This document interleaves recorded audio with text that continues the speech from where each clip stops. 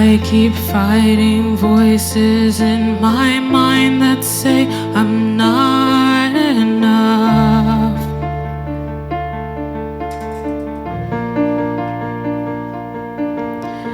Every single lies that tells me I will never measure up.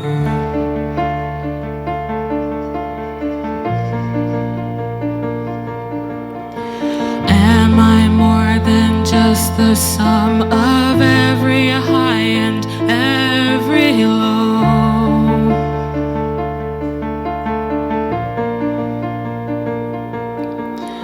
Remind me once again just who I am, because I need to know.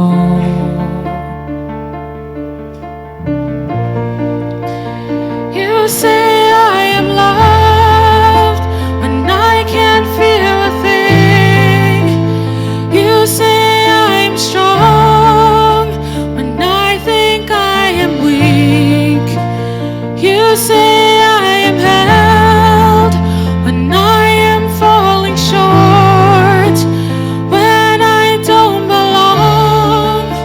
Or you say I am yours, and I believe, oh I believe what you think of me.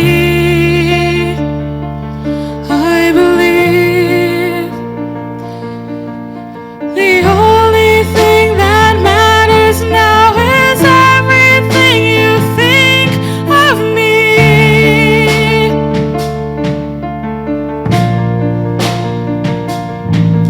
In you I find my worth, in you I find my identity. Oh, you say I am loved when I can't feel a thing. You say I am strong when I think I am weak. You say I am held when I'm falling short, when I don't belong. You say I am yours, and I believe, oh I believe what you think of me. I believe.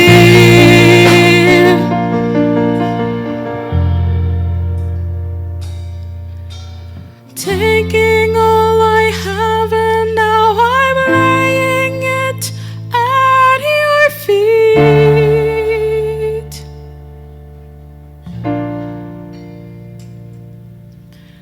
You have every failure, God, and you have every victory. Whoa, you say I am loved when I can't feel a thing. You say I am strong when I think I am weak. And you say I am held when I'm falling short, and when I don't belong. You say I am yours, and I believe, oh I believe what you say of me. I believe, oh I believe, yes I believe what you say of me. I believe, I believe.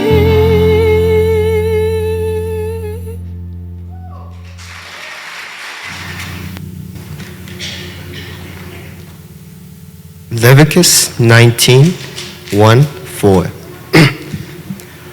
The Lord said to Moses, "Speak to the entire assembly of Israel, and say to them, Be holy, because I, the Lord your God, am holy." Matthew 5:46-48. If you love those who love you, what reward would you get? Are not even tax collectors doing that? And if you greet only your brothers, what are you doing more than others? Do not even pagans do that? Be perfect, therefore, as your heavenly Father is perfect. Ideal Nation of God, Sun Myung Moon, February 21st, 1980. Sometimes, people have a mistaken idea about what it means to be holy. It isn't not necessarily a super thing, but a natural thing. A singing bird is a genuine thing, as is a blooming flower in a growing grass. The creation God made is always holy. When a person becomes a natural being, the way God created him to be, he is holy. Then blinking your eyes and smiling is holy.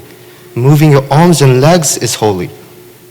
The significant thing is, I live in a rhythm with God and with nature, the way God intended man to be. Does anybody second my motion? Let's go outside for this service. Yeah, let's go outside. It's beautiful out there, right? Yeah, somebody's paying attention. We only wish. So, it's wonderful reading, right? From a long time ago, God told people to be holy. Jesus reiterated the same sentiment, be holy. And here we heard Father's take on being holy, what it means to be holy. But we don't live in holy times, do we? How many times have you heard, now more than ever, you know, that this is important, difficult times, now more than ever. It is dangerous times, now more than ever. We're always hearing that it's now more than ever is a turbulent time. We live in turmoil, right? We live in political turmoil. We see a lot of turmoil between nations. We see turmoil between religions, between economies even. Turmoil continues everywhere. So ask yourself a question. Are you in turmoil? Are we in turmoil? Do you like your job? All right. Some of the people I work with here. Kosi, you like your job? Man, this guy is a saint already. If he likes that job, he's a saint. I don't like my job. It hurts. Do you like your neighborhood? Right. Yeah, I know. Right. Do you like politics? Right. Turmoil. Do you like the political situation in the Philippines? I know we got a lot of Filipinos here. Or do you like the political situation in Ecuador? Or in where are you from? Togo or Ghana or wherever you're from? You like the political situation there? No. Hell no. Yeah, everybody wants things to change. Everybody wants to see a lot of things changed. We know that already. So, if we look at history, we see a lot of turmoil everywhere. But we see there's other ways of living also. There's another way of living. We find some people who don't have turmoil. Jesus Christ, he was surrounded by turmoil, but he was not in turmoil himself. He taught us deeply about how to relate to God, how to love other people. And St. Augustine, there's a lot of people, throughout history, people have lived without turmoil. St. Augustine said, how is it that they live in such harmony, the billions of stars, when most men can barely go a minute without declaring war in their minds about someone they know? He recognized the situation of turmoil around us. And St. Francis, he had a great heart. He said, Lord, make me an instrument of your peace. Where there is hatred, let me sow love. Where there is injury, pardon. Where there is doubt, faith. Where there is despair, hope. Where there is darkness, light. And where there is sadness, joy. Those are great sentiments, right? They're simple words. They're known throughout the world. They resonate throughout the world. because they touch our hearts. They bring us peace and make us feel a little bit holier. Gandhi, he made people feel holier. He created holiness in a very unholy world. He's the one who said, an eye for an eye will only make the whole world blind. And I didn't know this, but he said, be the change you want to see in the world. Be the change you want to see in the world. Make yourself holy. Martin Luther King had a vision of a nation where people could be judged not on the color of their skin, but on the content of their character. It's people like this dot the history of mankind, surrounded by turmoil, but not creating turmoil. Divine Principle says that fallen men can have a glimpse of God's will, God's nature, but that we can't grasp it fully. So the way that we relate to other people, that determines whether we are good or bad. The way that people think about us determines whether we are good or bad. But we have another, more fundamental relationship that determines whether we are good or bad. What's that? Because the way that we relate to God, we all relate to God. Some more, some less, but we all relate to God some way. And the way we relate to God will determine how we relate to everybody else. So the Father said, sometimes people have a mistaken idea what it means to be holy. It is not necessarily a super thing, but a natural thing. The significant thing is I live in rhythm with God and with nature the way God intended men to be. So the question is, how did God intend man to be? How did God intend man to live? Everybody should know the answer to that. No, that's how did God intend man to live? What is God's basic blueprint for human existence?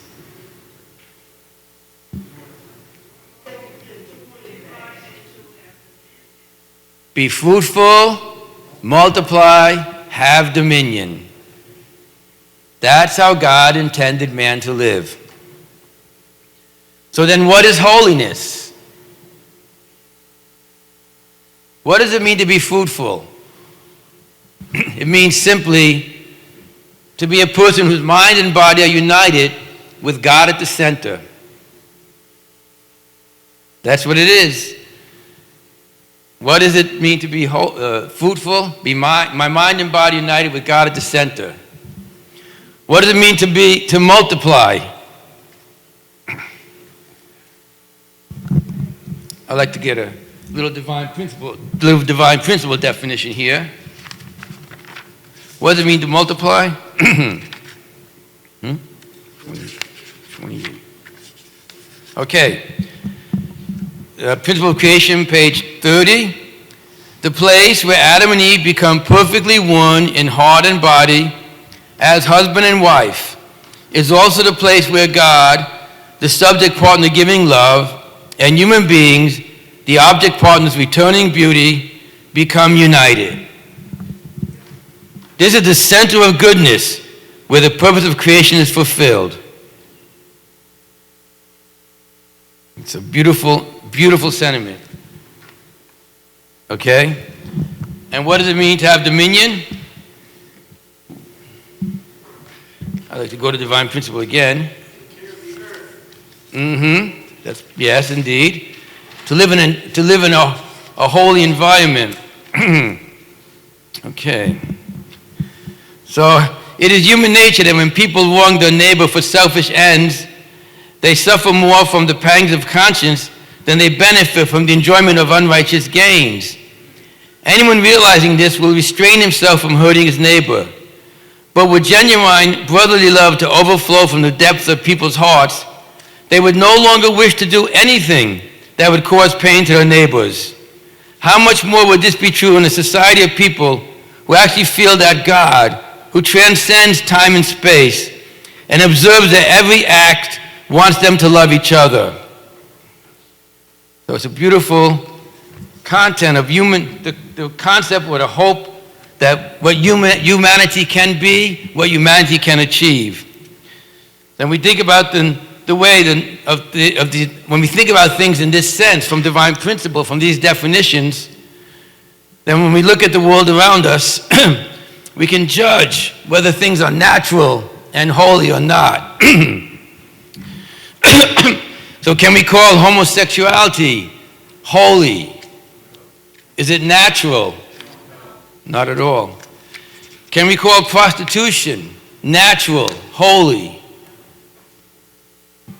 I saw an article where the leader of a child sex smuggling operation was just explaining that some of the children were perfectly happy having sex with adults.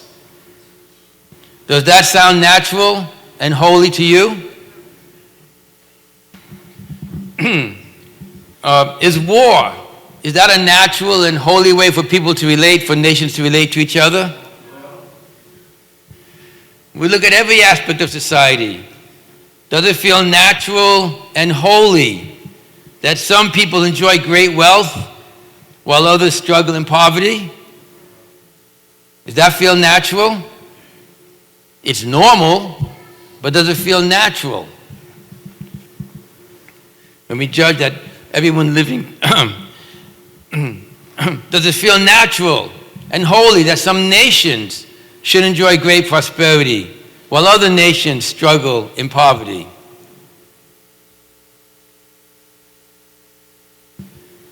It doesn't feel, if you're a parent and you have 3 children, do you give 2 children all the food and have one child get much less than the others? So God as a parent, would he look at his children and say it's okay for some nations to be very prosperous and other nations to be living backwards and struggling with disease and hunger? It could not be. That could not be. We are living in an unnatural and unholy world because we don't relate well to each other, because we don't relate well to God. That's our reality. And we know that we've seen that there have been people who have had glimpses of God's nature and God's heart and tried to move us along through history. But the reality, of course, is that no person, no religious person, no political leader, no educator, no government official has been able to have a natural relationship with God. No one's ever been able to express holiness. And as a result, all religions, all governments, all education systems do not believe that human beings are capable of holiness. And so we create systems to control ourselves, to control our behavior. Do not do this, do not do that. There's a law against this, a law against that. But we don't change our behavior. We don't change ourselves. And so, because we don't change who we are, it's inevitable that our evil inclinations will emerge and that unnatural and unholy behaviors will follow. So what are we going to do? We have to be holy. We have to be perfect. We have to unite our mind and body with God at the center. That's the natural way that God intended us to be. And what does Reverend and Mrs. Moon bring us? They live in rhythm with God and with nature, the way God intended man to be. So if we're going to unite our minds and bodies with God as our center, we need somebody to show us how to do that. So let's think about that. I was thinking about that, how to have that relationship with God. So when we are at work, what's the best way for an employee to relate with his employer?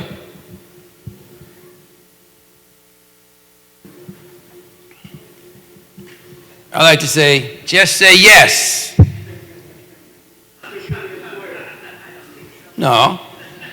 When I have new employees, I give them my little lecture. And I tell them they have to know only one word. Kosi, is that correct? That's right. I tell them they have to know only one word. Yes.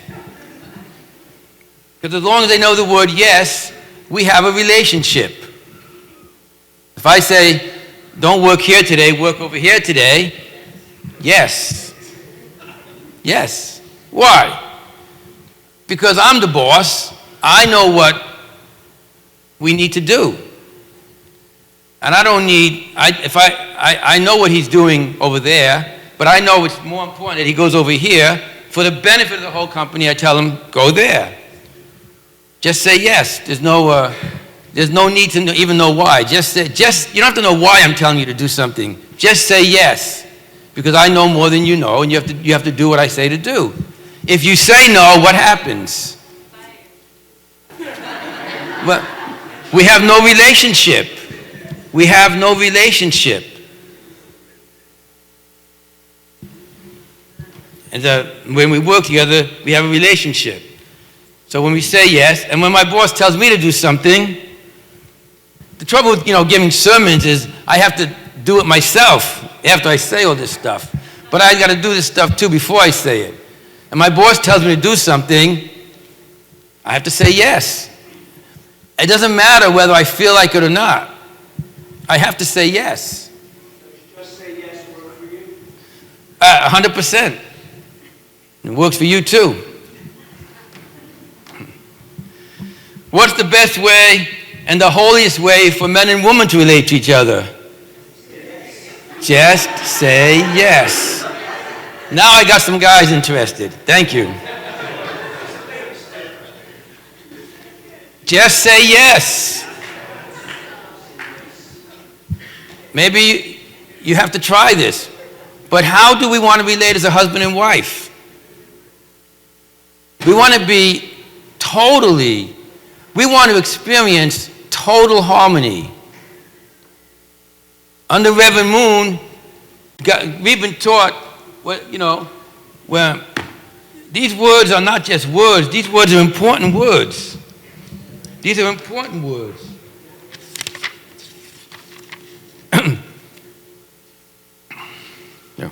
The place where Adam and Eve become perfectly one in heart and body.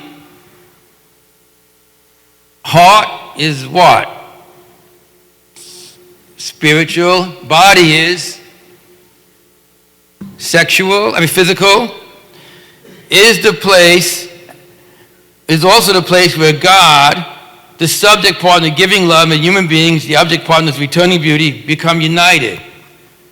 Become perfectly one. I want to be perfectly one. When I started my wife, I wanted God to be part of my relationship. How will I make God part of my relationship with my wife? We have to become perfectly one. How do we become perfectly one? Just say yes. We have to be able to totally be there for another person.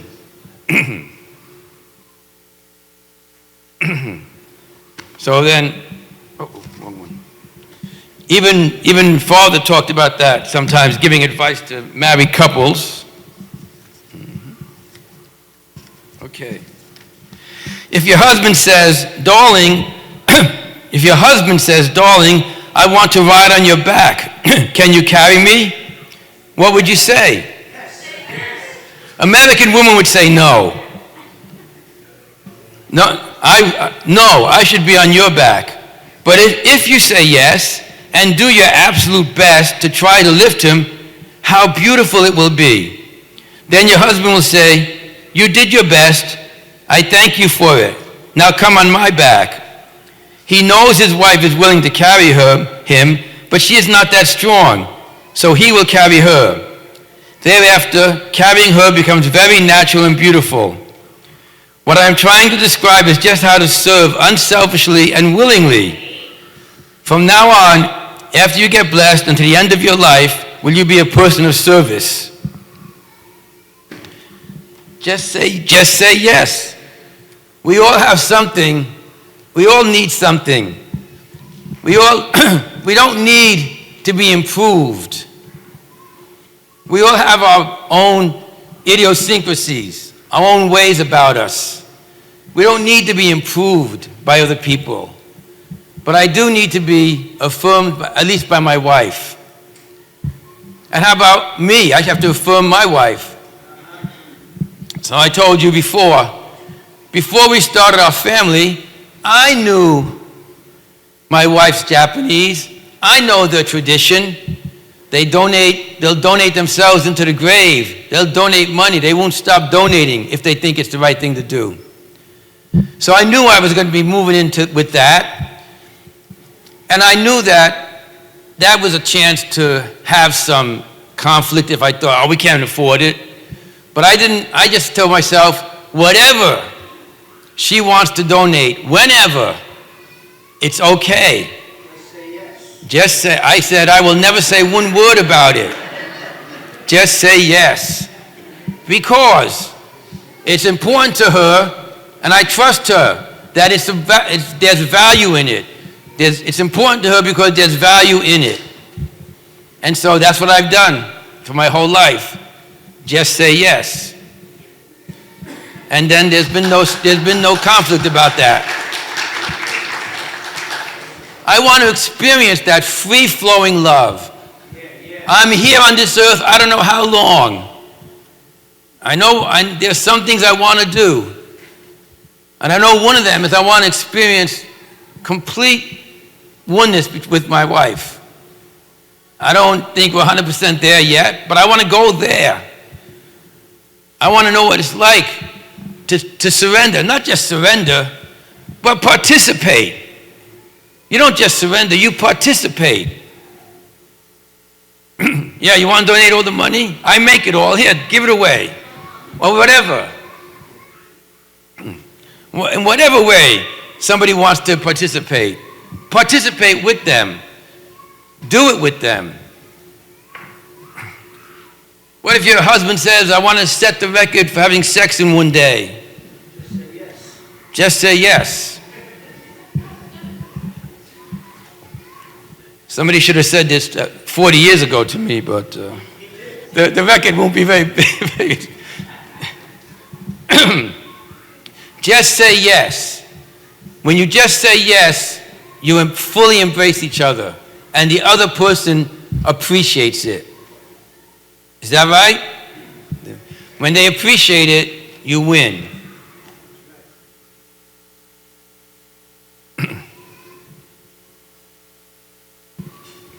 So, I'm imagining what it's like to be completely united in heart and mind and body with my wife. But is imagining enough? Let's do it. Let's do it. And sometimes, of course, saying yes is not easy. Sometimes you may disagree with somebody in a great deal, or sometimes you may think it's a too hard thing to do. So I remember Father said, in the sight of God, man's value will be elevated when his noble ideal is matched by his noble deeds. To acquire eternal value, you must live your ideal, and your value is further elevated to the extent that you must overcome obstacles to live your ideal. So the more difficult it is to do something, the greater the value it is when you do it. Your eternal spiritual value will be elevated in the sight of God with every step you take in living up to that particular goal. Okay? So let's continue. Then what is the best way to relate with God?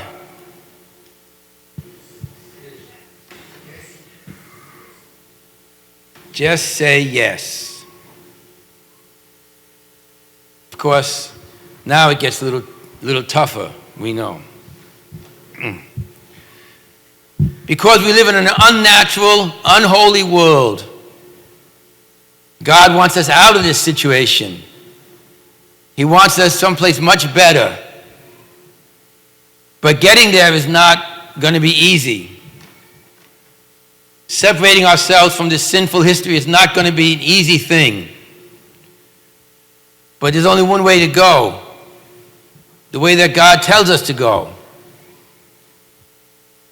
So Father told some testimonies. I'm sure we all know them.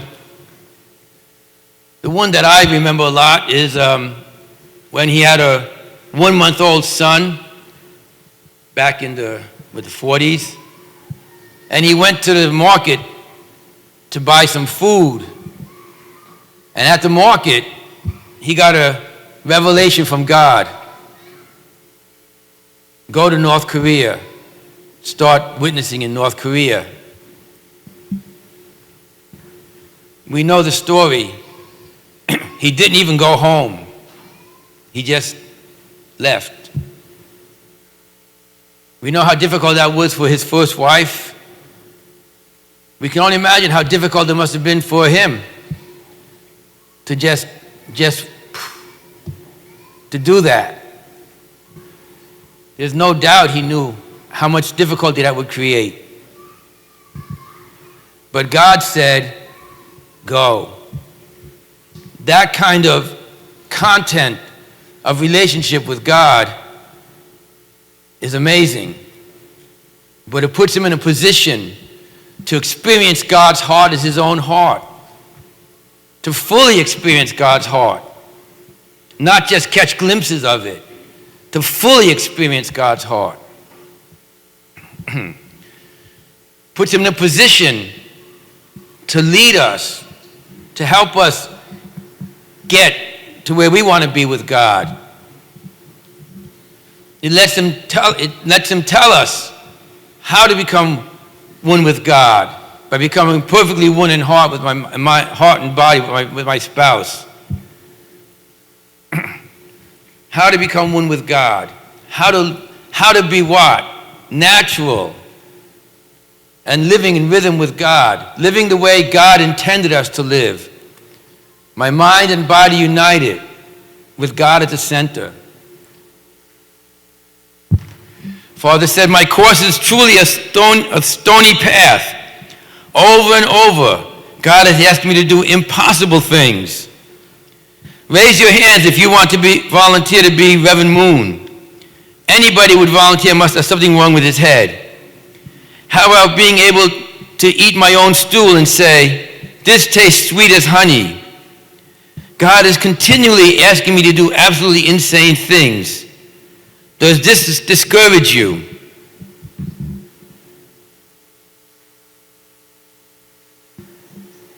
Are you discouraged if I read those? No.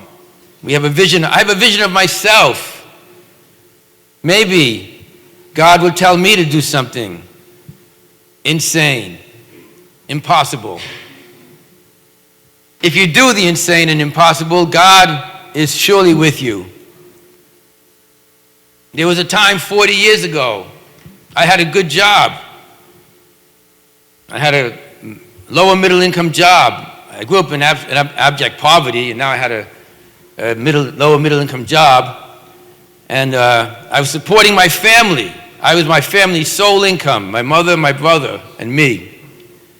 And I met the divine principle. And it wasn't easy. I was actually kicked out of the church once. I was actually physically kicked out, but I came back. And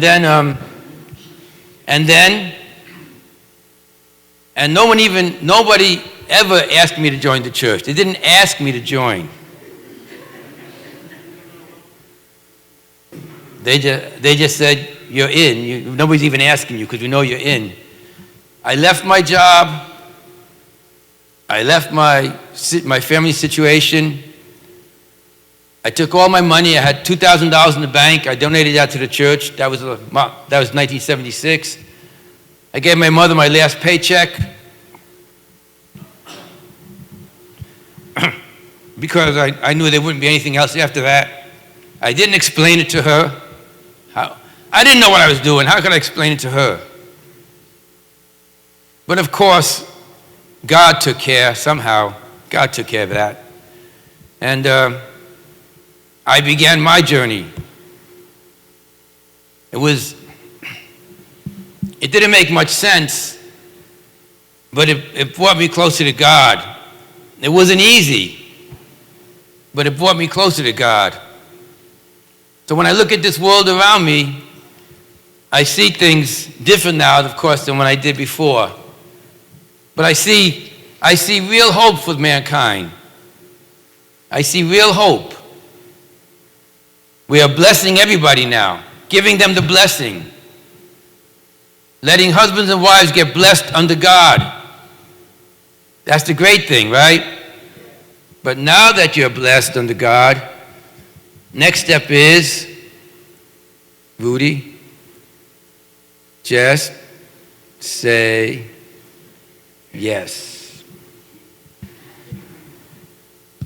That's the next step. Become absolutely one. Right, Ellie? That how you're going to treat your wife? Absolutely, absolutely the queen of the universe. We're going to build ideal families. We just say yes. We're uniting our mind and body in front of God. We're making ourselves perfect people. We just say yes. We're going to build ideal families. We just say yes. We build ideal families. We don't need to change the political turmoil. We don't need to change the economic conditions. We don't need to change the religious problems. We don't need to change any of that. Because we are not changing, fixing anything. We are rebuilding an entirely new continent of humanity. God is our center. We will create ourselves the way God intended man to be. How did God intend man to be? To multiply, to be fruitful, multiply, have dominion. We will build a new world by being different people.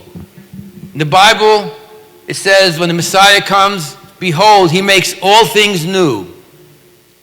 How does he make all things new? He makes me new. And if the easiest way, the fastest way to become new is just say yes. Thank you.